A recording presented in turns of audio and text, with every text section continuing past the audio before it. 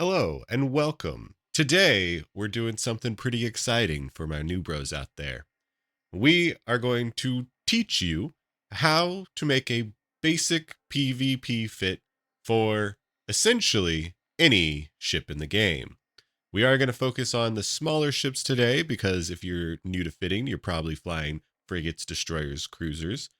And we're going to talk about some weird caveats, but this should by and large get you a pretty good, decent fit for any given ship. So we're going to go through 3 examples here today. We'll probably have some hiccups, but we'll deal with those hiccups when we find them. We have a nice little workflow. We'll go through it, and you, at the end, will be able to fit whatever ship you think is coolest, and it will be pretty decent. There will be sometimes pretty obvious upgrades if you know how to fit a ship, but this will get you, by and large, where you want to be. And then if you're more experienced, if you see an obvious defect of something that could be swapped out for something better, great job. That's good for you. Go ahead and do that. And you'll get better and better at fitting as time goes on. You'll get more familiar with all the modules. There's so many modules in this game. It's kind of crazy. So this is going to get you a good baseline, but good foundation, and you can work up from there. So with that little caveat and explanation out of the way, let's go ahead and hop into EVE Online and start fitting some PvP ships. So we're going to first do a Tristan, a nice little frigate. And what we do when we are starting to make a fit is we look at the bonuses of the ship. This ship is going to get a bonus to small hybrid turret tracking speed and drone hit points, damage, and tracking speed. Or not damage, just hit points and tracking speed. So we want to make sure that we have hybrid turrets and drones in this ship. That's what we're focusing on. So we're going to go ahead and hit simulate ship. And here we go. Step 1 is we're going to put our top slot modules in whatever the top slot is. And that's going to be like your weapon systems primarily, or like your logistics if you're a logistics ship, which we probably won't cover logistics ships, at least in this side, but they're a little bit different. So we saw that small hybrid turrets is what we want to put on here. So let's go ahead and first find some small hybrid turrets. And this is going to go ahead and be in the weapons, turrets, and launchers, hybrid turrets. And every size and weapon system has 2 options, a close range option and a long range option. So we got blasters or railguns for the hybrid turrets. Blasters are going to be close range. Railguns are going to be long range. That said, we're in a frigate, so even our long range in a frigate is pretty short range. But hybrid turrets, the blasters are kind of a meme. They're wonderful. They do a lot of damage, but the caveat there is that you got to be up close and personal to make sure that they can hit. So we're going to go ahead and do blasters because we want to punch the enemy to death. And we're going to go ahead and put on just T2 blasters. There's 3 options here. They do very slightly different things. It's going to get confusing if you don't know the correct one. But just choose one of them for now and you'll be mostly correct. So we're going to go ahead and go with light neutron blaster. And then once it's up here, to make more of them appear, basically copying them, you can hold down shift and then click and drag, and then that will do that. And now we have both of our turret hard points filled, and we can't put any more in there. Not enough turret slots. So after we've done our top slots, next we're going to add 1 to 3 damage low slots. So here you get to choose. You can choose 1 to 3, and you can always take these away as well. Do be aware that there is a thing called diminishing returns on some modules. Well, sort of all modules, but don't worry about it.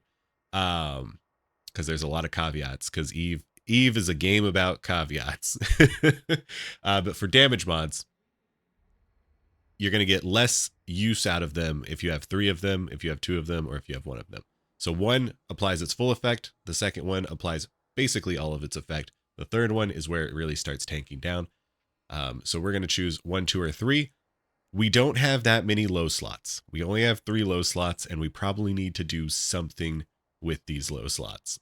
So we're going to start with 1, and then maybe later, once we realize that we have a free low slot, we can put another one in.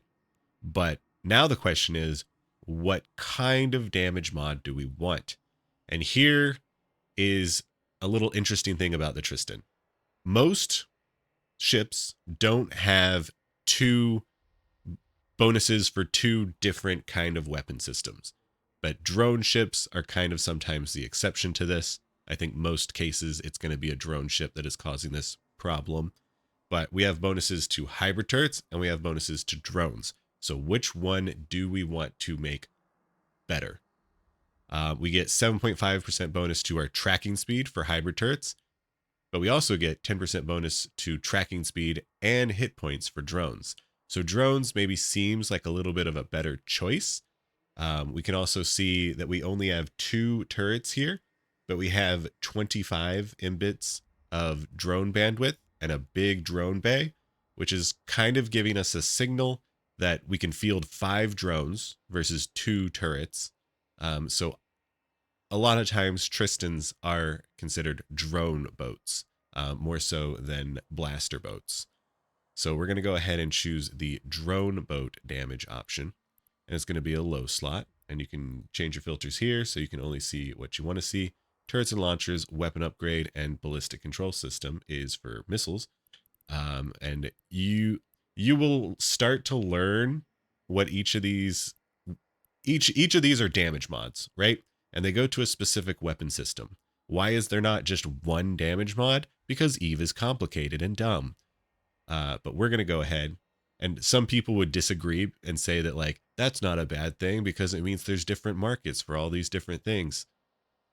Choose your side of the fence and argue desperately for it being correct. But we're going to go and actually the drone damage upgrade is not in turret and launchers because it's not a turret and launcher. That makes sense. It's in drone upgrades. And it is, there's 2 different items here. The drone damage amplifier or the omnidirectional tracking enhancer.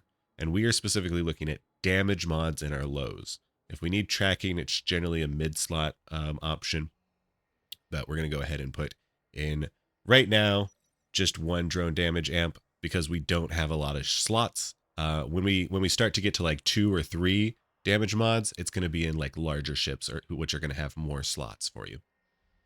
So let's put 1 in for now and then move on to the next item. Damage control. Damage control module is a really good module. This should pretty much be on all of your ships. The only reason it wouldn't be on your ships is if you're like running kind of like a glass cannon thing, and instead of like having 1 damage mod and 1 damage control, you would just opt for like 2 damage mods. But we're going to put a damage control. And what the damage control does is that it increases your resistances across the board. So it just makes your ship much more difficult to take down its shield, armor, and hull. It gives the most to hull, second most to armor, and then least to shield. But even on shield ships, it's good to have. So damage control, we put it on, and it's just a really good mod. So I suggest it on basically all of your ships. Next on the list is we are going to choose our propulsion module. This is going to be a micro warp drive or an afterburner. A micro warp drive is what you want to choose if you need to position in a particular position quickly. A micro warp drive gives you about 5 times your speed, but it also makes you decently easy to hit. Whereas an afterburner gives you 2 times your speed, roughly on both of those numbers, but it also makes you harder to hit. So an afterburner is a way to get around a little bit faster and also have a little bit more evasion, whereas a micro warp drive is all about getting where you need to be quickly and immediately at the cost of being easier to hit and also more capacitor use. So it uses a lot of your ship's battery. But because this ship is going to be a brawly, we got blasters, short range, we want to be up in the face of the enemy. We want to tackle them, which we'll talk specifically about what tackling is in a second here. Don't worry about it. but we want to really be on them, so we are going to opt for a micro warp drive. And that's going to be a mid slot. It's going to be in propulsion. And then there's after work, and then micro warp drives. And now we need to talk about another way that Eve is dumb and wrong. The T2 micro warp drive is a bad module for all of its different sizes. The cold gas or restrained micro warp drive, these are meta modules, are always going to be a better option than the T2 micro warp drives because Eve is dumb. And then all compact modules are a way to reduce the amount of fitting required. Fitting is your CPU and your power grid. So you would go compact if you need more CPU or power grid, which we will maybe switch some of our modules to compact later on. But right now we're just choosing modules, and then we'll make sure it all fits together nicely after that. So the differences between the cold gas and restrained, it's another one of those hills that you can die on Eve, and which one is better. The long short of it is that it doesn't fucking matter at all. So go ahead and choose the one that you like the name of best, and don't worry about it. So we're going to go ahead and go with the restrained there. Next, after propulsion, is our scram or disruptor. So now we're going to talk about tackling. What is tackling? Tackling is the act of using a module, which is going to be a warp scrambler or a warp disruptor, also known as a point. And what this does is it makes it so that the enemy cannot leave the grid. So they are stuck. They cannot warp away. They have to fight you. They have to die, pretty much. You've tackled them on grid. So the differences between a scram and a point: a scram is a short range, about 10 kilometers option, and it will also disrupt the micro warp drive of the enemy. So they have a hard time getting away if they have a micro warp drive as their propulsion module. A disruptor is a longer range version, about 20 kilometers, double the range, and it doesn't have that caveat. People can still use their micro warp drive. So if you are trying to like catch someone and they're micro warp driving away, but you're also micro warp driving at them and you only have a disruptor, you can both go together, but you might be like leaving your friends behind, right? But if you can manage to get close enough, quick enough, and get the scram on them, disrupt their micro warp drive, then your friends can start coming in and piling on. So you got to choose which one you're doing. Because our intention is always to be pretty much on top of the enemy because we are blasters, we're going to go with a scram for this fit. You can find this in Electronic Warfare, and it's going to be under Warp Scramblers. We're going to go for a T2 right now. Next on the list is determine if this is an armor or a shield ship, or the caveat if it's a frigate. So if it, how do I want to actually say this?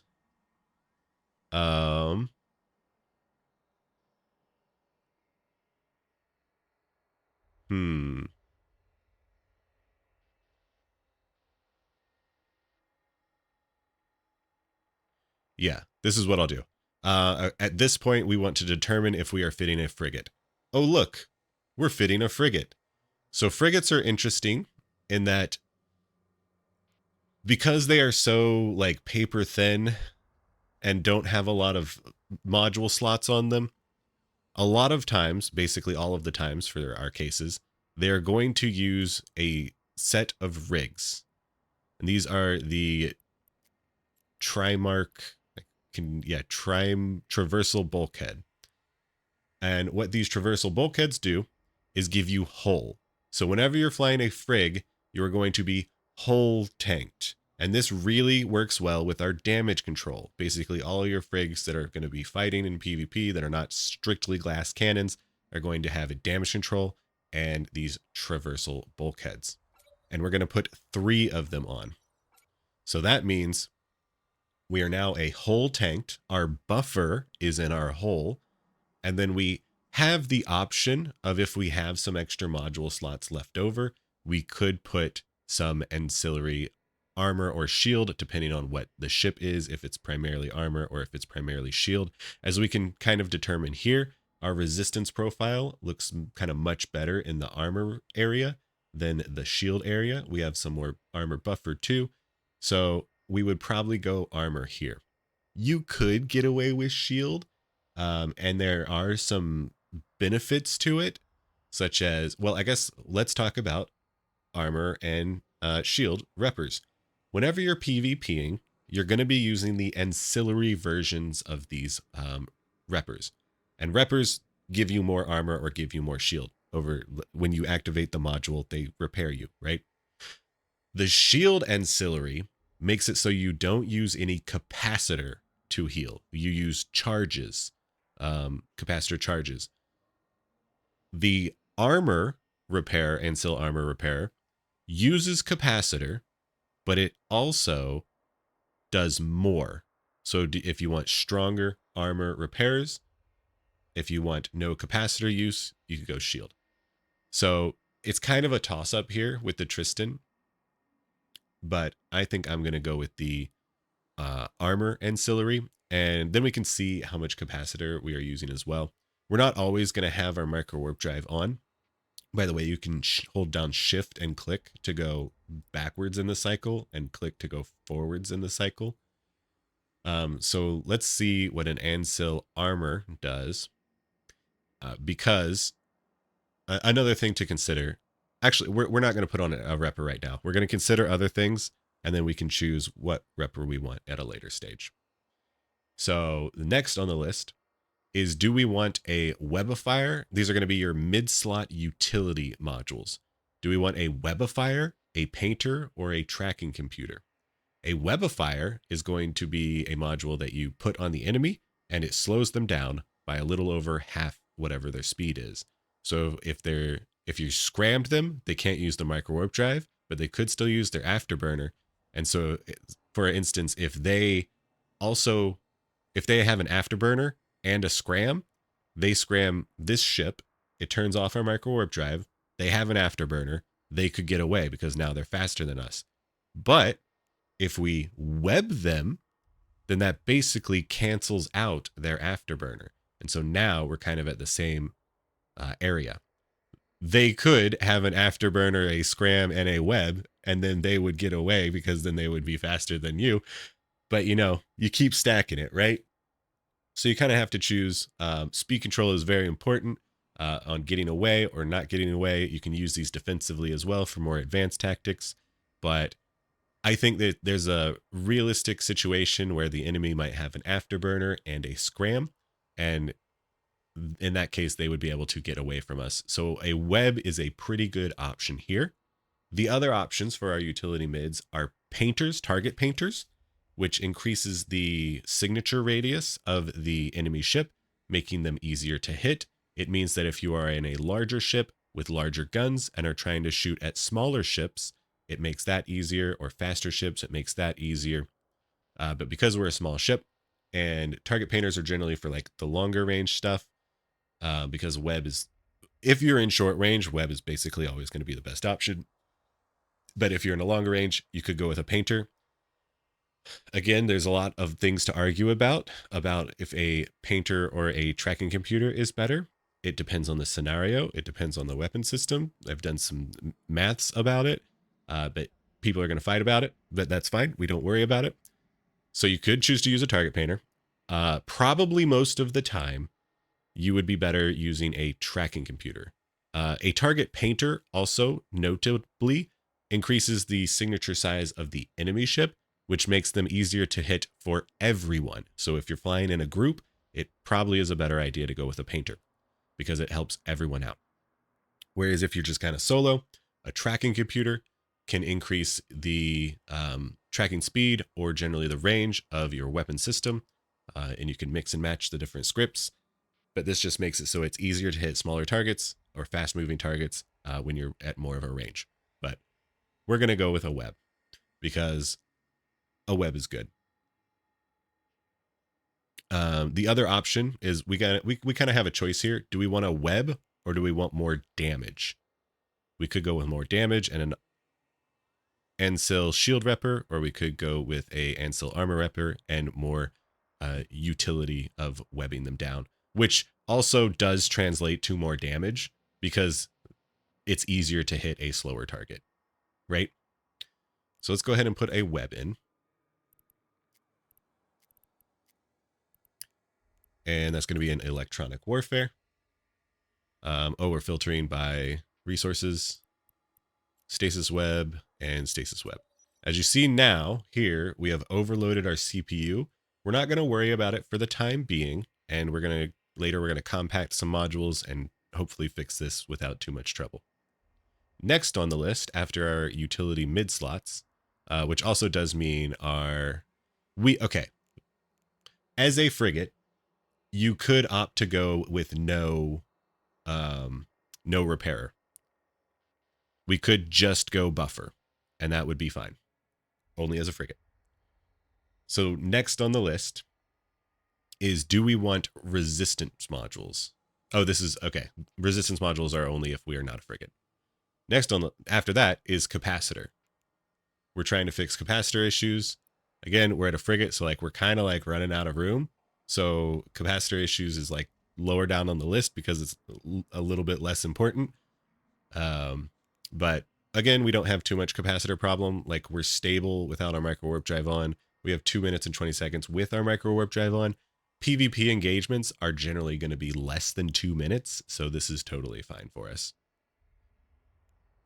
And also, once we're on the target, we can take our micro warp drive off because it's not going to like help us mitigate any damage because it increases your size, but also gives you that speed. After capacitor, we're going to consider adding nanos if I want to move around a little bit better. So there's a low slot module called nano fiber. And basically it increases your agility, which is how easily you turn and maneuver and align out. And it increases your speed as well, which makes you harder to hit, faster, good things.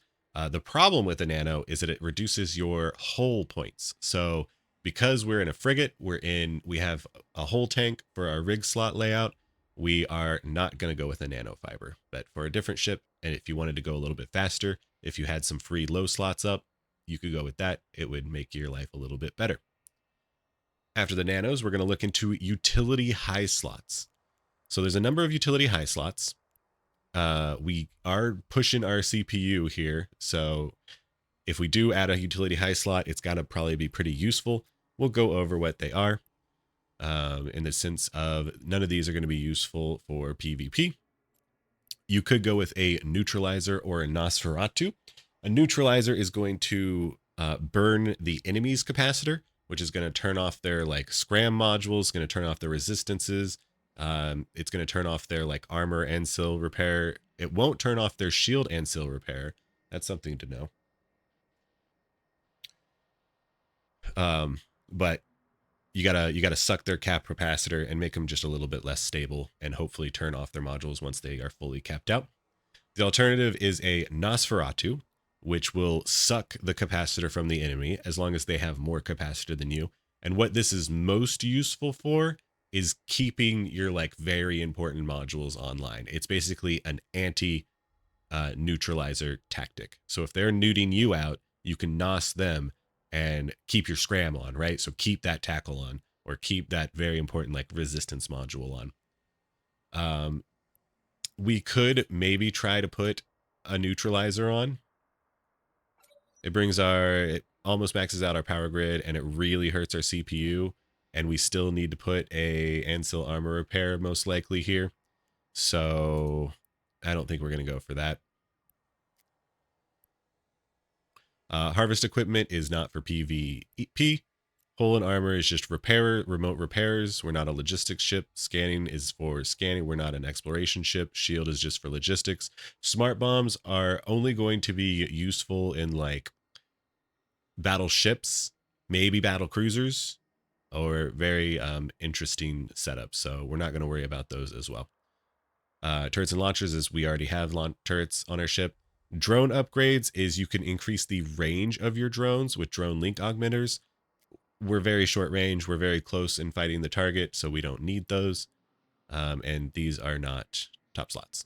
So we are not going to opt for a utility high. Most of the times your utility high is going to be asking if you want a Newt or a NOS, or maybe like a drone upgrade. After that, we talk about rigs, but we're a frigate, so we've already decided our rigs. We could, if we were really having CPU or power grid issues, we could, let me go ahead and put that Ancil on, because now is the time. So it's going to be under hull and armor, armor repairs, small ancillary armor repair. Put that on. All right, perfect. Our power grid is totally fine. Our CPU is having some struggle buses. So if we try and compact a bunch of our stuff and that doesn't work, we could opt to get rid of one of these rigs in order to fit a fitting rig. So in the rig section, generally you always are going to be using your fitting rigs, which is going to be increasing your CPU or your power grid if you need it. And then after that, you want to try and improve your capacitor. And after that, if you need, and after that, you want to try and plug any resistance holes that you might have. So like if we were in armor, because we have our armor ancil, we would want to like plug our explosive hole, right? And that just means we are only take, it doesn't matter what kind of damage they're doing to us. Like we're going to take less of it, right? But all of our rigs right now are filled. We might switch that up. So we are going to next try to compact any of our modules and get our fitting under control. So let's go ahead and compact our micro warp drive. The easiest way I do this is I just go to show info and then I go to variations and then we can see the compact here. And I just unfit this and then drag the compact, click and drag. And then now the compact is fit. We still have plenty of CPU problems though. So let's go ahead and compact some other things. I really don't like compacting the warp scrambler or the web because it's going to reduce their range. And sometimes just having that 1,000 extra meters to catch the enemy before they warp away can be very helpful.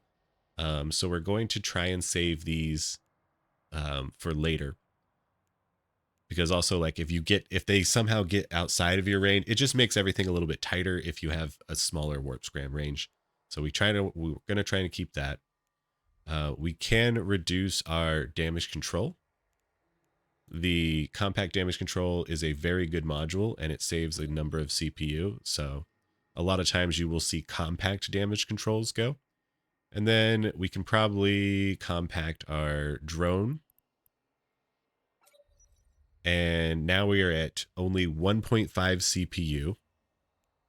So I think we're going to go with our stasis web.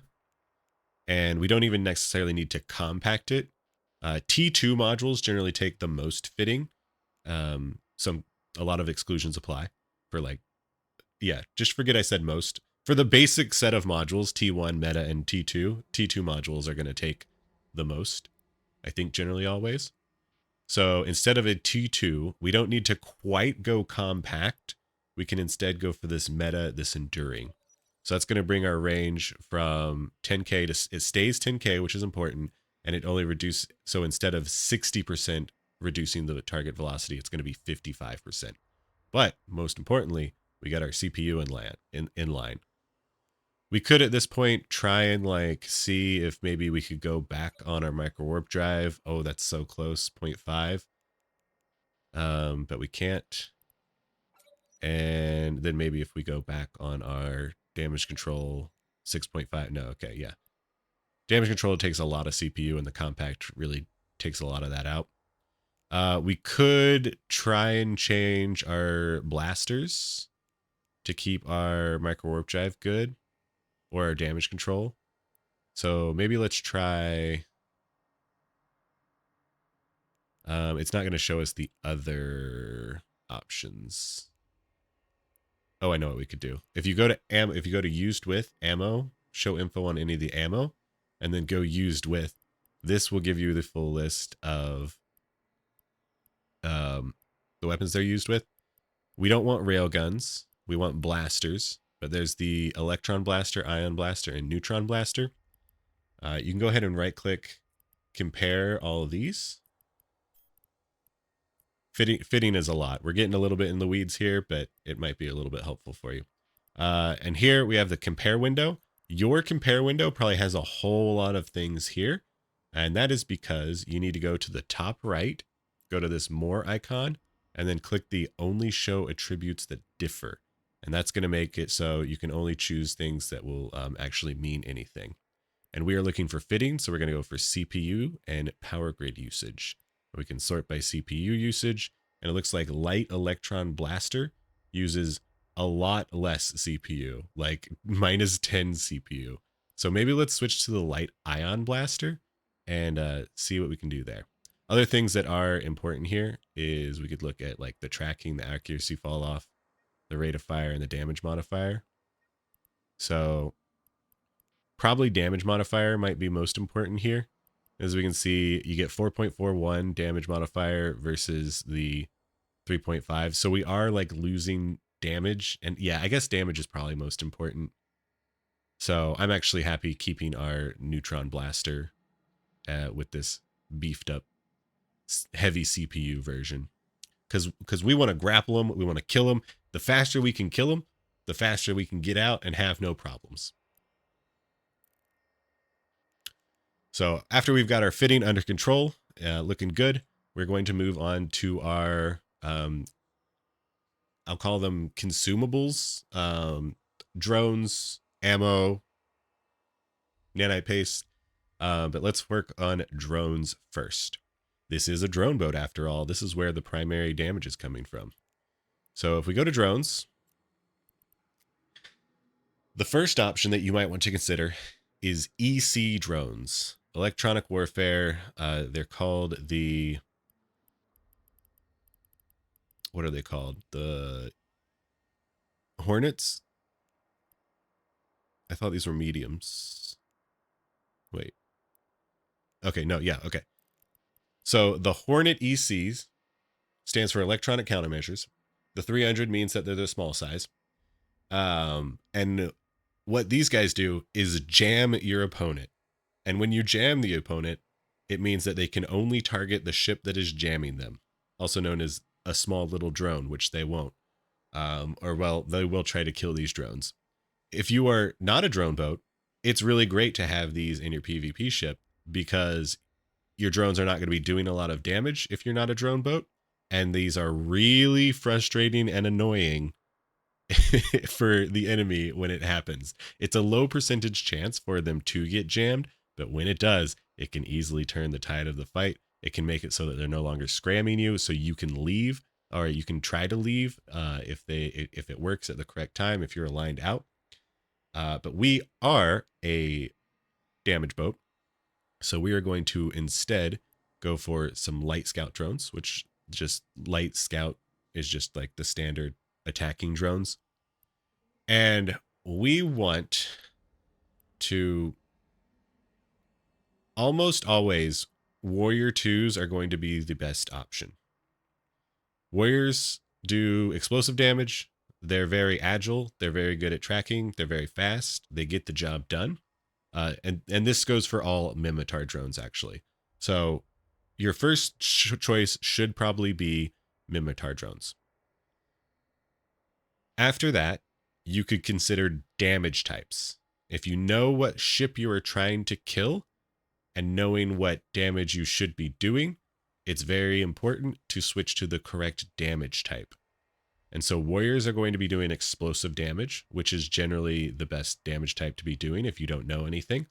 And then specifically, if you're fighting Caldari ships, you want to switch to EM. Like that's the base example I can give you guys. Try and always go explosive. And if you're fighting Caldari, try to go EM.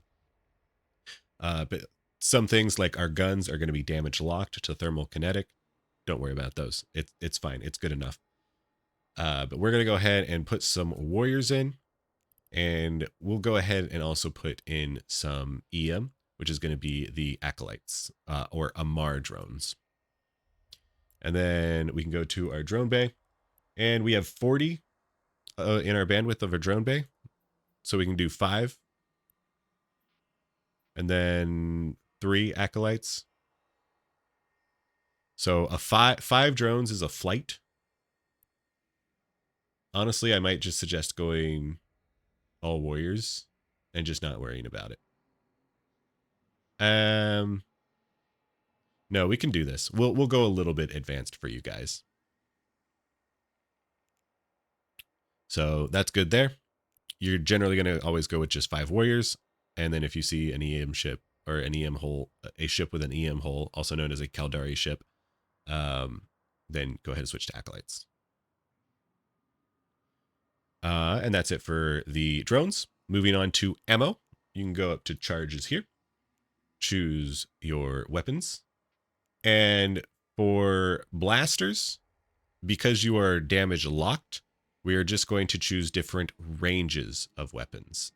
So here we can, what's the best way to do this? If we show info on any of these, and then we go to the used with and show info on any of these, I know it's stupid and confusing, but this is the best way to do it. You can then hit, oh, actually we need to do a T2. So used with here, we need to make sure it's a T2. So just go to this T2 section, show info here. And now these T2 weapon or T2 ammos are going to be showing up. We're going to click compare here. And then we're going to shift click down this list and drag to our compare. And then click, shift click, drag this here. And then we can sort by range bonus, sort by range bonus. And then we want to choose the short range option, the long range option, and a mid range option. This is going to be the simplest and easiest way to choose your ammo for both blasters and lasers. We'll get into missiles and projectiles in our next ships. But for blasters and lasers, because they're damage locked, we're just going to go ahead and choose Spike, and we can load from right here. Javelin, lead, Spike.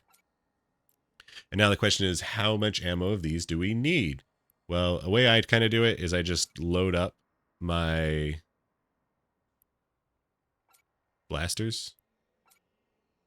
Oh, oops, I'm a dum-dum. I chose the rail ammo gun. So I guess it is important to... Yeah, okay. New plan. The best way to do this is when you have your guns, you can see what it is used with. Hopefully you're using a T2 gun, which means you need to take T2 ammo into account. So you're going to go to the null, and then it's going to be used with, and you choose any of these T2 weapons now. And now you check, you go from this list. So it's going to be null and void. We can get rid of Spike and Jav. And now we want to choose a...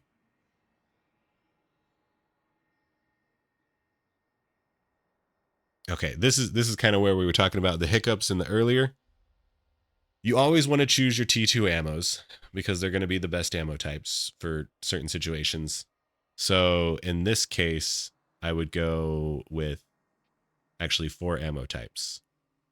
So you have antimatter, which is your close one. You have void, which is your T2 and close one. You have null, which is your slightly longer range, regular one. And then you have iron, which is your super long range one. Again, we are blasters, so our super long range is basically nothing. In practical senses, you're almost always going to be using void for this ship. And then maybe if something is really tiny, you might switch to antimatter. Or if something is... Yeah, I don't think you'll probably ever use null. I guess let's load null and see. Optimal range is within 3,000. Fall off is with 7,000. So it's possible that you might use null. Whereas void is optimal is within 1,500, which means you're like really on them. And then fall off is 3,000. If you don't know what optimal and fall off is, the short explanation of it is you are doing 100% of your damage, or you can do 100% of your damage. Tracking goes into this as well. But for the range part of your damage, you can do 100% of your range part of your damage within 1,500 meters. And then you can do 50%, and it like slides down gradually. You can do 50% of your damage if you go out to the 3,000 meters. And then if you go another 3,000 meters, then you will do 0% of your damage, or twice fall off. I don't know exactly how it's displaying here. It displays, I think, differently here than it does in when you're using your modules. Sometimes it adds them together and sometimes it doesn't. I guess we could check that. So if we go show charge info, I guess it's going to be on the gun. Show info on the gun, attributes. Optimal range is regularly 1800. Accuracy fall off is regularly 2500. So it is adding them here. So you would do, this is a nice little tangent. Don't you love tangents? You would do 100% of your damage up to 1500 meters. Then you would do 50% of your damage after another 1300 meters. And you would do 0% of your damage after another 1300 meters. So hopefully that makes sense on what ranges mean. And then I should actually put some ammo in here. So our T2 ammos, our antimatters, and then our long options. And then as for figuring out how much ammo we should put in these, we can go ahead and load up, and it looks like these take 80 charges each for a magazine. So I don't know, times it like anywhere between like 5 and 10 times this amount, and you should very much be good. Actually, in PvP, you should really be probably good with like 3 times this amount. So let's just do like 400. Fuck it, let's do 500.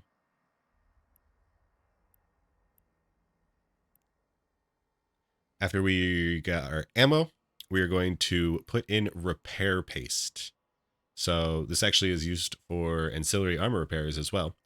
So repair paste is a very useful item because not only does it go into our armor repairer, but it also fixes overheated modules. You should always be overheating. And not like overheating 100% of the time, but in 100% of your fights, you should be overheating a lot. And hopefully everything that you can that doesn't burn out your modules if you need it to win the fight, right? If you've never heard of overheating, you shift click your modules and that will turn on their overheating. It basically makes them better, but it also damages their structure. But even when they are damaged, they are still outputting 100% of their usefulness until they burn out, in which case you can't use them at all until you repair them and then put them online again in a station. But if you damage some of your modules from overheating them and then you find yourself at a little bit of lull, you can repair them with nanite repair paste, and then you are good to go in another fight, and you don't have to go repair them in a station. So we're always going to be putting repair paste in our ships because you should always be overheating in your battles. And we can put, I don't know, like 200. 200 seems like a good amount. All right, after the repair paste, any scripts or any other ammos that we may or may not need. This just means like checking like our Ancil armor repair. If we had a shield, it would be charges. If we had a scripter or a tracking computer, there would be scripts there. Just basically filling out any of your extra charges that show up here. And that is how you fit a PvP ship in a basic way. I know maybe it seems like a lot, but once you get the hang of it, once you like internalize these steps, it goes a lot faster, and you can get basically 80% of the way there, and you'll be doing good. You can then you can start to understand why things are fit. You can make modifications, take a few of these out, blow a few of them up, figure out what's working, figure out what's not working. Maybe you want to switch the web for the shield Ancil, and then you want more damage, so you switch the armor Ancil. Things like that. It's up to you. Play around, have fun, kill all the bitches. Moving on, we're going to do 2 more examples. And the next one is going to be a Mekubal. So a Mekubal is a pirate faction ship, the Angel Cartels, in fact, and it is their destroyer. So let me show info here so we can see its bonuses. and it is going to be getting a bonus to small projectile turret, and small projectile turret. So I think we're probably going to use small projectile turrets here, don't you think? And then it also gives a 25% bonus to warp speed and warp acceleration, which just means that it warps around very quickly, but that is not super useful like on grid, because on grid we're not warping almost all the time. So pretty easy to follow the guideline of what its bonuses are. Let's go ahead and simulate this ship and start from the top. And maybe we'll go a little bit faster, maybe we won't. We'll see. So first and foremost, we want to put in some small projectile turrets. And for this ship, I'm thinking we might kite. We might be a kiter, right? Which means going further away and trying to kill your enemy from afar, and don't let them get to you, but keep them locked down. So let's go ahead and put in some turrets. And we're going to go with projectiles. And let's choose artillery cannons. Artillery, it's long range, it's artillery, right? Much farther range than auto cannons, which are like Gatling guns, right? So artillery cannons, small, and then you can choose any of these, or rather, you want to use a T2. So you could choose this one or this one. You could figure out which one's better, which one's worse, just by comparing them and I guess looking at the damage modifier. So I guess let's do that. This is a simple way to choose the highest damage one. We want howitzer artillery. I think this method might always work. All right. So here we filled up our 4 turret hardpoints. We got the howitzer artillery. And we're ready to move on to damage. So we can choose 1 to 3 damage mods. There are 4 low slots here. And if we kind of look ahead, we can see that there's 3 mid slots. So this is probably going to be an armor ship, because there's only 3 mid slots. Alternatively, we could be kind of glass cannony. So we kind of have to like decide how much we want. And we can always take them off as well. But we're going to go to low slots. We're going to go to turrets and launchers. And then which one of these is good for projectile turrets? They don't let you know. But you can expand any of these. And then you can right click, show info. And then in the description, it will tell you, gives a bonus to the speed and damage of projectile turrets. So we're using projectile turrets. Alternatively, if you went to entropic radiation sinks, it's got a lot of shit, but somewhere in here it should say lasers.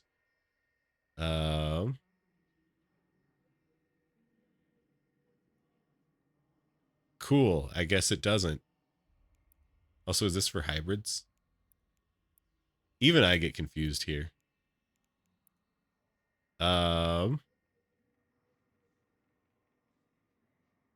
What in tarnations?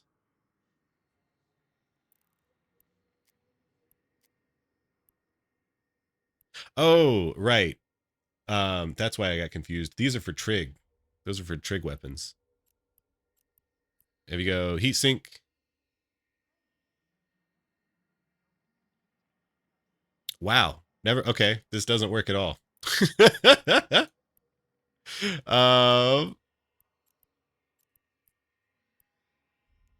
This one says hybrid turrets. So I guess you just kind of have to learn what these are.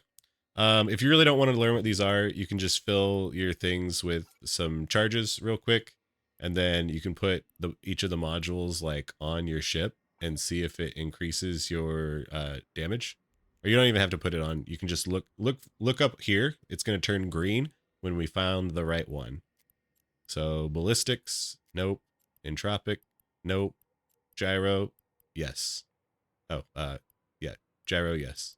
Here, entropic, no, because you don't see the green. So we're going to put gyros. And let's try and put 2 gyros on and see if we can manage to keep 2 gyros on. This is going to be maybe a little bit glass cannon-y. We'll see. Next is a damage control. Let's go ahead and put a damage control because they're real good. After damage control, we are going to be adding a micro warp drive or an afterburner.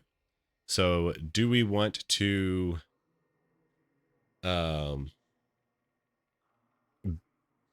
is positioning more important for us, or is continual mitigation but at a slower speed more important to us? And I think that continual speed is going to be better. We're going to slowly get into position. We're going to be taking less damage from people that are trying to shoot at us. We don't really need to be in any particular position. We're going to be having longer ranges to play with. So I'm going to go with an afterburner.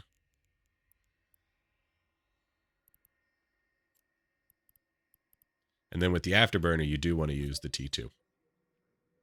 It's not like the micro warp drive. After the propulsion, we choose scram or disruptor because we're a PvP ship, and because we're longer range, we are going to be using a scram. Or disruptor. Longer range is disruptor. Also, it's a good idea to kind of like, we're not teched at all in a lot of this stuff. So you're going to see different numbers here. But with the Quake that we've loaded, our optimal is 3,000 and our fall off is 14,000. A thing about projectile turrets, if you're new to the game, I actually don't recommend you use projectile turrets at all. They are by far the hardest weapon system to use because they have so many different factors and variabilities. Please don't use projectile turrets. Use things like blasters, hybrid turrets, use things like missiles. I don't like lasers. People will fight me about that. But projectiles, stay away, please. It's for your own good. I don't know. Let's check the range bonus. So this Quake is minus 75% range bonus, which means that this is going to be like the lowest range. So let's change to something like phase plasma, I think. And then now our optimal is going to be 7,000 and our fall off is going to be 17,000. So even then, still not like super far ranges, but we can, this ship is designed to kind of like be fighting outside of enemy scram range. So really, maybe we do want a micro warp drive. Well, no, because when they do scram us, we're gonna want to web them, probably a defensive web. We could go with like micro warp drive and tracking script, or afterburner and web for like a defensive web. I think maybe micro warp drive, and yeah, let's just never let them get to us.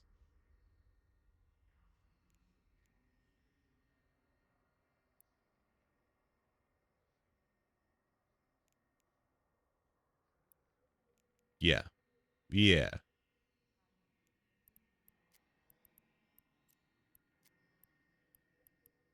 And again, someone, if you're watching this video and you know a whole lot about fitting, in the comments, just go ahead and call me out for all of my shit fitting, because it doesn't matter how experienced you are, you're always making shit fits. And someone else is gonna be like, no, that's a shit fit. But we don't use the T2 micro warp drives, so we're gonna go start with a restrained. And then we were still going to use the disruptor. And next on the list is that we are determining if we are armor or shield or hull for frig. We are not a frigate, we're a destroyer. So we're going to choose armor or shield. We kind of really want this utility slot. Again, the Mekubal is, and sometimes Mimitar ships are kind of weird because sometimes they could go armor, sometimes they could go shield. Whereas like the others, it's pretty obvious what you want to do. The Mimitar and Angel Cartel are sometimes ambiguous what you want to do. Because like we have pretty relatively the same amount of like buffer HP between armor and shield. And our resistance profiles are basically regular, right? So we could go armor, we could go shield. Which repper do we want?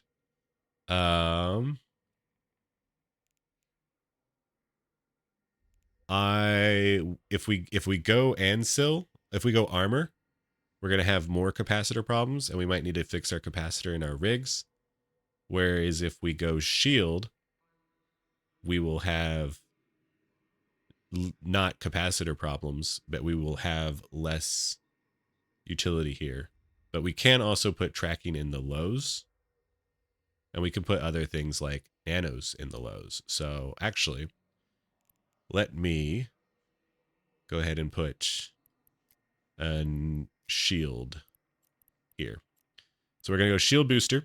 The thing about shield boosters is because Eve is dumb and stupid, you pretty much always want to go one size larger on whatever your shield booster is. So if you're in a small ship, which is going to be destroyers and frigates, then you want to go medium. If you're in a medium ship, which is going to be cruisers and battle cruisers, you want to go large. If you're in a battleship, you want to go extra large. Why is it this way? Because Eve is dumb. So we're going to go medium Ancil. And this is immediately going to say our capacitor has a problem. So it's a good idea to fill it up with charges. And the way you fill up Ancil shield boosters with charges is you always want to use Navy. And you always want to choose the smallest number here. The reason for this is because Eve is dumb and stupid.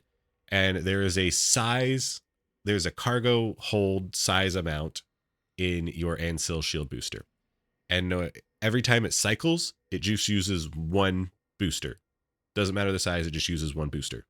So you can fit more of the smaller boosters and get more out of your Ancil shield booster by making sure that you put the Navy smallest in there. So just fill this up by moving it to here. And now we can see our capacitor is back to 1 minute and 30, which most PvP fights are not really going to be that long. And we can also pulse our micro warp drive. So 1 minute 30 on a capacitor, totally fine. Next on the list is any extra mid-slot utilities. We don't have any mid-slots left, so we're not going to do any of that. And then if we have any remaining slots, we could choose to get resistance modules, which is going to be like a multi-spec shield hardener or a reactive armor hardener. Again, we don't have any free slots, so we're not going to do that. And then next is capacitor. We don't have any free slots in the mids, so we're not going to put any capacitor in. And then consider adding nanos if you want to move around a little bit better. I think we probably will put some nanos here because also nanos don't use any fitting, and we're hurting on CPU. We're going to have to fix our CPU already. So I think now is a great time for nanos, which is also going to mean we move around even better.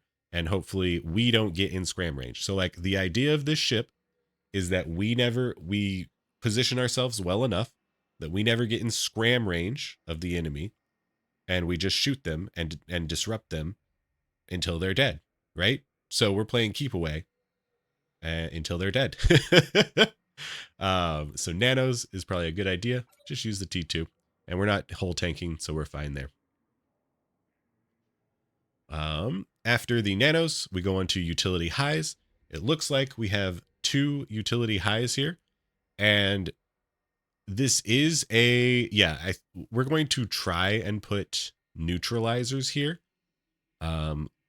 We may run into really heavy CPU issues, or maybe our power grid will be able to hold. But the idea here is that if they do get close to us, if they do scram us, we're in a sticky situation, and hopefully we can try and newt them out, especially with 2 newts, hopefully. And that way they drop their scram on us, which means we can turn on our micro warp drive again, which means we can try and get range control again and take control of the fight that way. So let's try and put on some newts. And again, I am doing all of this fitting on my alpha account, which has decent fitting skills, but certainly not full fitting skills, because I wanted to try and give you like a realistic example of like always running into fitting problems. A lot of the ships are kind of like mostly designed around having perfect fitting skills. But you know, sometimes that's not a reality for all of us. So let's put on the newt, small newt, and the power grid will sustain 1, but we really have a CPU problem.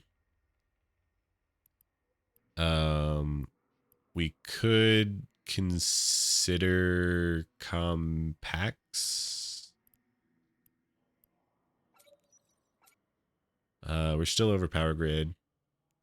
So I think probably just putting one on, just as a hopefully like it'll work. And now we need to fix our CPU problem. Hopefully we can. Which is moving on to rigs. So the first thing on rigs is fixing fitting problems. So let's go to rigs. We're going to go to engineering. And do be careful and aware. Sometimes T2 rigs are really expensive for reasons that we're not going to cover in this video. So when you're choosing rigs, make sure you look at the price of them, because they could easily like double the cost of your ship. Not the Mekubal, because the Mekubal is already stupid expensive, because it's like a special ship. But we want to you can just hover over these. I don't remember any and all of these names. I just hover over them and then look for the green to come up here. Hopefully we see green and not a negative number here. So we just hover over these. This is green and it's -20, but it also eats up basically all of our rigging power, which you can see up here when I hover over it. So that's a lot. So maybe we could do 2 T1s of these small processor overclockings. That brings us to 26, and then 9. We could consider compacting some stuff. So let's see what takes a lot of CPU. Our warp disruptor, 24. Like whenever we make our warp disruptors smaller, or scram is going to reduce the range, which it's good to have a lot of range on these, so we don't want to compact those, especially in a PvP sense. We can't compact the Ancil. We could compact these gyros or this damage control. So I think actually if we compact the damage control, we might be able to get it there. So variations, compact, perfect. CPU is now 1.1, power grid is 0.1, and we have 1 free rigging slot and 50, it looks like. Yeah, 50 free rigging sources. So after we've done our power grid, we look to our capacitor. Do we need any capacitor fixing in our rigging? It would be nice, but it's almost okay where it's at right now. And considering the other option is plugging our EM hole, which is really lacking because we're a shield chip, I think that's going to be more important. So we're going to go ahead and go to shield and then hopefully get a T2 version, but check its prices. And it looks like T2 actually uses too much capacitor or too much rigging power. So we're just going to go with small EM Reforcer 1. And that brings us up to 37 instead of 10, which is going to definitely help us out. After the rigging, we check to see if we need to compact any modules, which we kind of did before. And then we are moving on to drones. This ship has no drone bay. And then we move on to ammo, where we talk about fucking projectile ammo, which could be a whole fucking course on its own. Again, let's just go ahead and show info on the T2 version. Go with used with, show info here, go with used with, and then you can compare. And then take all these and take these. And you could use faction ammo. We're just not going to talk about faction ammo in this guide, except for the next ship we will, because it's important for missiles. But don't worry about faction ammo unless you want to worry about it, in which case go find out about them. They can generally be pretty useful. So we're going to go with range bonus here. And okay. The problem with projectiles, and it's not a problem, it's actually a huge, cool benefit and bonus. But the problem that for us newbies is that projectile weapons do a mix of damage types. So if you're going to be good with projectile weapons, it's important to know not only what range you want, but what damage type you want to be doing. I don't think we're going to worry about this in this, but that's a topic for you to explore on your own when you want to. So we're going to go with just depleted uranium, which has a pretty balanced damage profile at 0% range. And then we're going to go with the T2 version, which is the long and the short, the trimmer and the quake, and call it good. Small side note is EMP is very good. Yeah, fine. We'll take EMP too. If you're fighting any ship, go with Quake, Titanium Civet, or Trimmer. If you're fighting specifically Caldari ships, or you know it is a T1 shield ship, then you can use EMP. If you don't want to worry about that, don't worry about it. It's not going to be the end of the world. Those are the very basic guidelines you got for them. And so depleted uranium gives us optimal 14, fall off 24. What does Quake give us? Optimal is 4,000, fall off is 14,000. So honestly, probably we're always going to be using, what's Tremor like? Tremor's a little too far out. So I think, yeah, most all the time, we're probably going to be using depleted uranium. Okay, here's another way that you can select. Because we know where we want to fight, like if you get like in scram range, like you can switch, or like, yeah, if you know you're going to get scrammed, you could like switch to Quake, right? But because we know we want to be fighting between the outside of scram range, but within disruptor range, so that's going to be 10,000 to 24,000. Let's try and find something that really matches that. And this is going to change with your different skills because you get different fall off bonuses for your projectiles with more Mimitar Destroyer skills. So it's not necessarily going to be the same ammo for you. But also there is no ammo that gives us like a minus 20%. So like phased plasma is probably going to be too short. Yeah. So actually depleted uranium. All right. We had it correct. In this ship, depleted uranium is going to be like your standard go-to because it's like 14 to 24. You're going to be always, yeah, that's actually great. I don't know why I was thinking that our fall off should be like 20. It's good to have it even further. Okay. So our ammo is settled. And then we're going to go put in repair paste and any other extra scripts that we need. So just charges, you can search for nanite repair paste. Make sure this is unchecked. Put like 200 of this in. As for the amount of charges we need for our ammo, we can go up here. We can see that it says 20 in each magazine. So that's 2, 4, 6, 8. Maybe let's do like 500. If you find that this is too much or too little, you can adjust when you figure that out. And then you can go to your Ancil's chargers. And we want to put in some backup Navy 50s into our cargo hold. How many?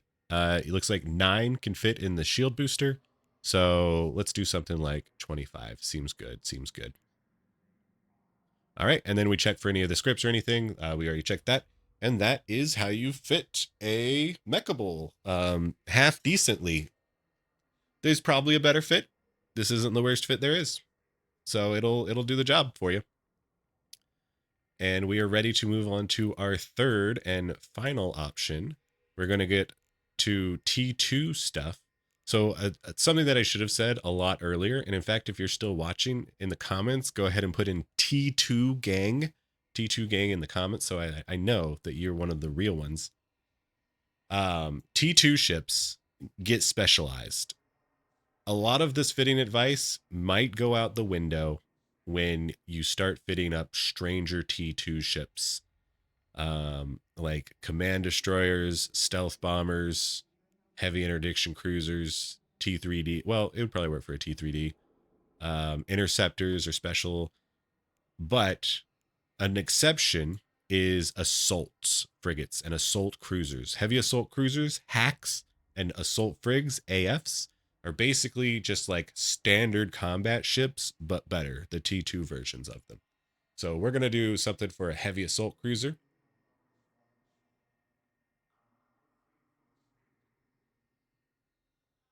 And it'll be great. And then if you're PvPing, like staying in this small range, especially when you're new, like it's super good. Get good at these size ships, cruisers, destroyers, frigates, and you're going to be a force to be reckoned with. Like bigger is not always better. Because you're going to be developing your piloting skill, your knowledge base. It's easy to do a lot of this in faction warfare. It's great, good fun times.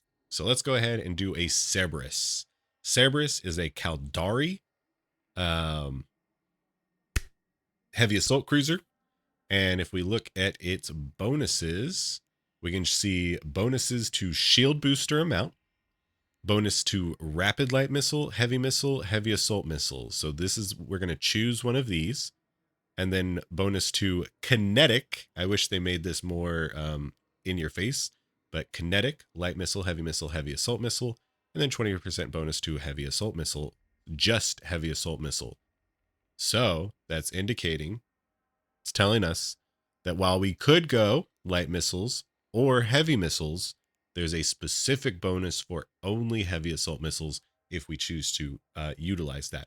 And generally, it's a good idea to follow the bonuses of your ship.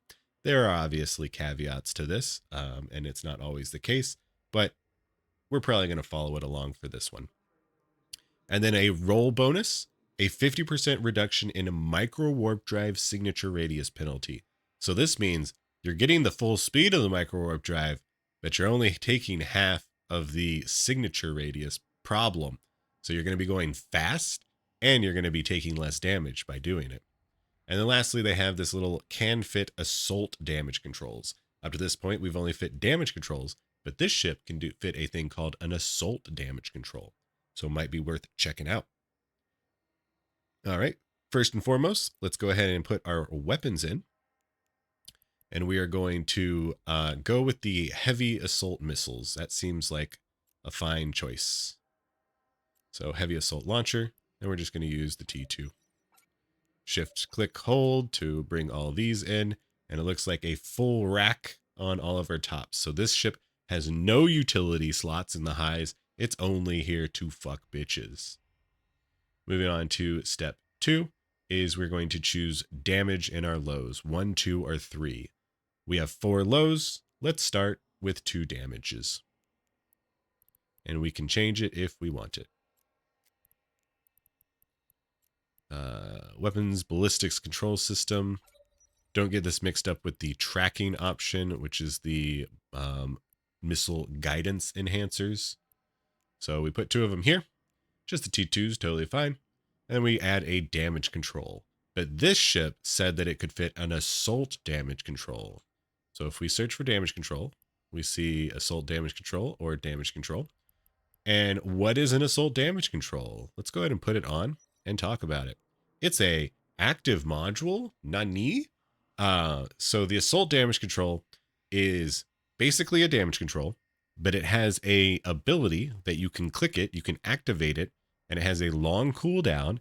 But when you activate it, you get 10 seconds of, yes, 10 seconds of really good resistances.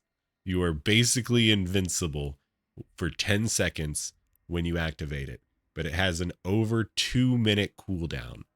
So you get to choose sometime during the fight that you want to be invincible for 10 seconds. And that can be very good. So that's kind of that's like the cool module that the assault cruisers get. The assault frigate gets access to this, and the heavy assault cruiser gets access to this. So we're going to put that on. Next, we choose micro warp drive or afterburner. We have a bonus to micro warp drive. So let's go ahead and put on a micro warp drive. A cruiser is a medium-sized ship, so it's going to be using a 50 MN micro warp drive. I haven't really talked about overpropping because that's going to be a specific thing, not a generalist fit guide, but do be aware, you never overprop like micro warp drives. I think that's a correct statement. Sometimes you'll do it with afterburners, but don't worry about it. Advanced tech. Don't use the T2 micro warp drive. Use the meta version. So we are going to use the cold gas. Next is scram or disruptor. So it's probably a good idea to figure out the ranges of our heavy assault missiles. So to determine where we want to be. And so let's talk about, for right now, the ammo selection for missiles. I'm going to just go ahead and say, because Eve is dumb and stupid, you always want to be using the faction, and specifically the Caldari Navy missiles. A very short primer is that Scourge, or javelins, are long range and bad at applying to things. Or bad at damage, I should say.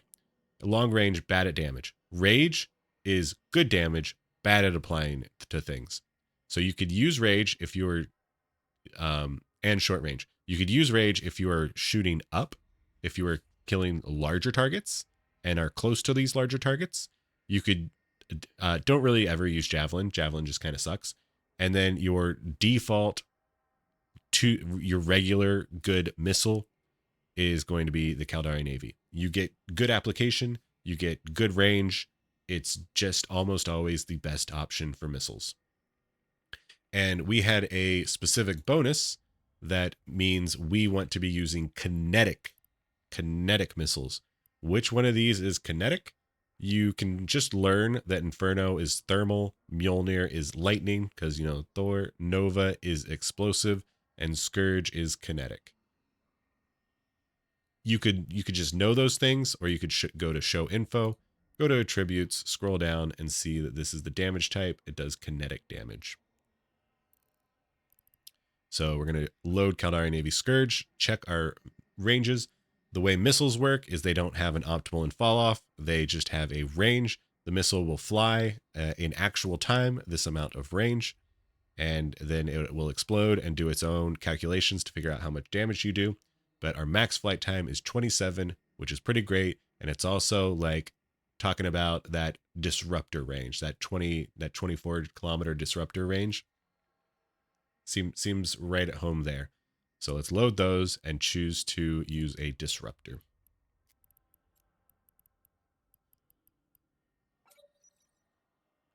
Next is determine if we are an armor or a shield ship.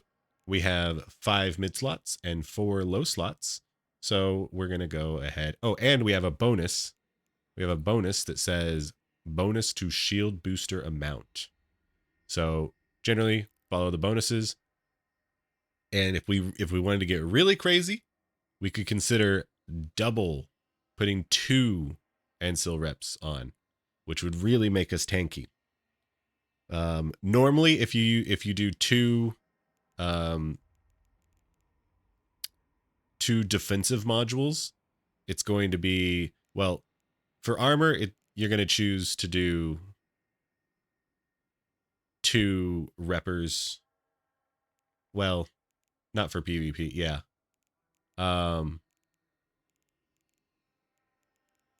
Yeah. How do I want to say this? This is PvP specific.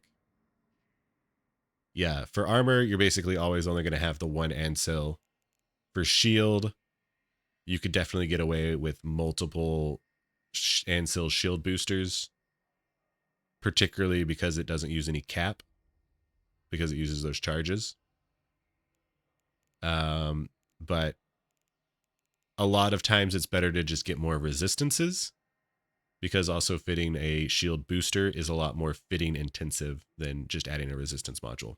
So we'll see if maybe we could add 2 shield boosters because it aligns with our bonuses, or we'll see if we need to put in a resistance module, or if we have any room because we want PvP utility mods. So next is we put in our Ancil shield booster. And we are now a medium-sized ship, so we're going to put a large Ancil shield booster. And then we look for our our mid-slot utility things, which is going to be webifiers, painters, or trackers. We could choose to get a web if we want to try and defensively web things. So if we think other cruisers are going to scram us, or if we want to try and be able to shoot frigates off of us. So that is like a possibility. So like a frigate could tackle us, and then we could web the frigate and shoot at it. And because it's slower, we could apply to it better. And in that case, we might want to, we wouldn't want to use javelins. It's going to just be hard. We don't really want to get tackled by a frigate. We do have some drones, which could be some EC drones.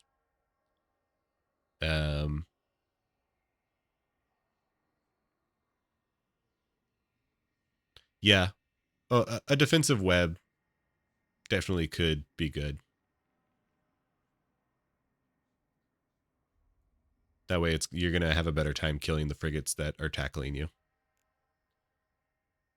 Those pesky little rats, right? But it would come at the cost of more repping power or more resistances. But I think it's probably a good thing to do. Alternatively, we could have a painter, which would also help with the frigate situation. We could have a web and a paint.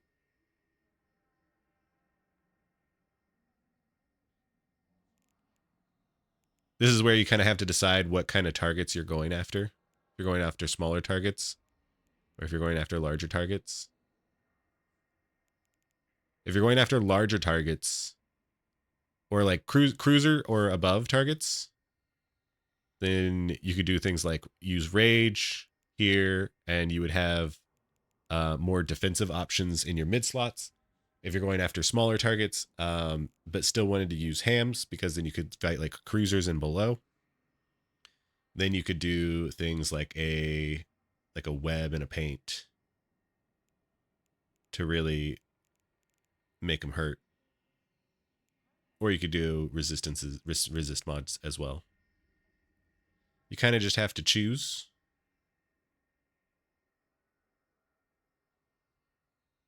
And I think we're going to do a web. We're going to do a defensive web. And then probably a multi-spec shield hardener.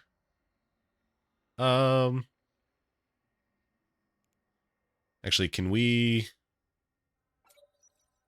Yeah, we're going to try... Actually, yeah, definitely. We're going to put in the double large Ancil, because that almost maxes out our CPU. Our power grid is having a big old problem here, but we can fix that with either... Yeah, probably just a power grid in the rig slot. There is power grid options in the low slot, but I think we're going to put a nanofiber there.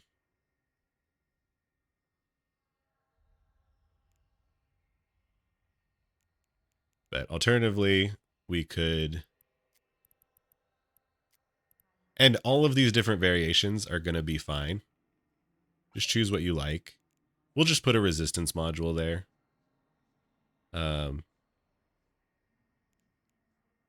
Even though like our resistances are like pretty high already because we're a T2 hack. So, okay, this is where Eve gets really complicated. But also...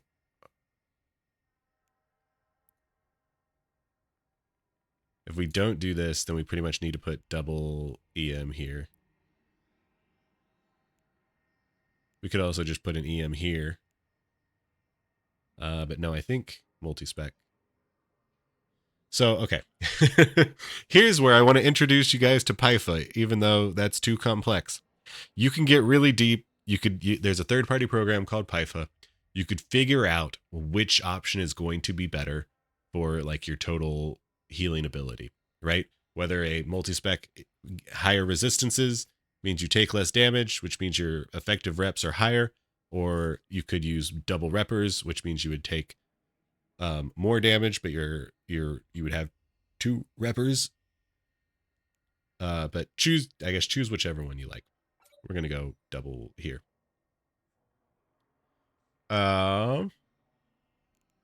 And we are actually gonna try and fix our power grid here. But let's just keep following it down. Capacitor. Do we have capacitor problem? Right now we definitely do, because we need to fill up these charges. And now we have a minute and 40 capacitor. Because we're getting into the larger ships generally have larger engagement times. But because we also, I guess a lot of time we will have our micro warp drive on, but sometimes you turn it off. A lot of times we won't have our web on. So this is probably fine. Yeah, I'm going to say that is probably fine. Almost all PvP fits should not be stable. And then we can consider adding nano lows. We're going to not add nano lows, because we're going to do fitting here, which is not part of the workflow, but I'm telling you that maybe it should be. Generally, you do fitting in the rigs, but because we are a Caldari ship, our EM sucks. All Caldari ships have shit EM, and this is why I'm telling you to always shoot EM into Caldari ships. They fix it by putting in the right modules, but not all ships put in the right modules, so give it a go. So we're going to do rigs, shield, and we're going to go EM, and we're going to try to do 2 EM. And we're going to see if we can fix our power grid issue in the low slots. So there's a few different ways to improve your power grid. There is this auxiliary power core, which is pretty much only useful for frigates and maybe destroyers, because it gives you a flat amount of power. And then there is the power diagnostic system, which optimizes power and capacitor, but takes, I think, a lot of CPU. And then there is the reactor core units, which just gives you a lot of power. And that will bring us to minus 12% CPU if we do that. This is also minus 12% and not enough power grid, but it does help our capacitor a lot. So we're going to have to, yeah, so I'm just going to go with this, because then we only have to fix a CPU problem. And in fact, we could probably go compact.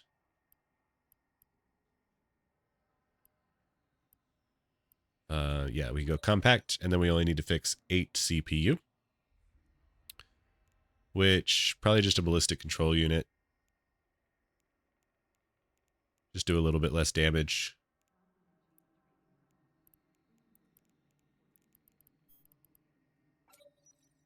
And there we go. So now our fitting is good. We've done our rigs. We don't need to compact anything else. We can choose our drones. We have 3 light drones available to us. So this is where we're going to be using those EC drones. Hornet ECs. Just put 3 of them in there. And then ammo. We talked about ammo already. And then repair paste and any extra scripts that we need. So nanite. Let's do 200 of this. Let's make sure that we put some Scourge in the cargo. And it looks like 66 ammo per magazine. So 6, 12, 24, 36. Let's do like 3,000. Sure, let's do like 3,000. And then we can also do the rage, Scourge Rage. And never use Javelin. So rage is if we're shooting larger targets, cruisers and above, at like slightly lower ranges. I guess what's the range here? Max range is 23. So yeah, if we're shooting probably battle cruiser and up, we would use rage, and then cruiser and below, we would use Caldari Navy. And then add in the lowest size Navy Cap booster. And we could add like 30 of those. Or actually, we have 2 charges, so let's add like 50 of those into the cargo. Okay, and that is a PvP Cerberus. Again, we talked about how you could slightly different fit it, but like this is going to get you the vast majority of the way to a totally good, valid fit. If you have any questions, put them in the comments down below. I'll do my best to answer them. And I will put the workflow in the description below, so you will have a handy dandy guide that you can just work through yourself. And like, comment, subscribe, obviously, and go check us out on Twitch. We stream Mondays and Wednesdays, generally starting 2300 Eve time for 4 to 5 hours. Actually, that might be subject to change, but try and check us out on twitch.tv, and have a great rest of your day. And hopefully you kill all the bitches with your new super awesome fits. See you later.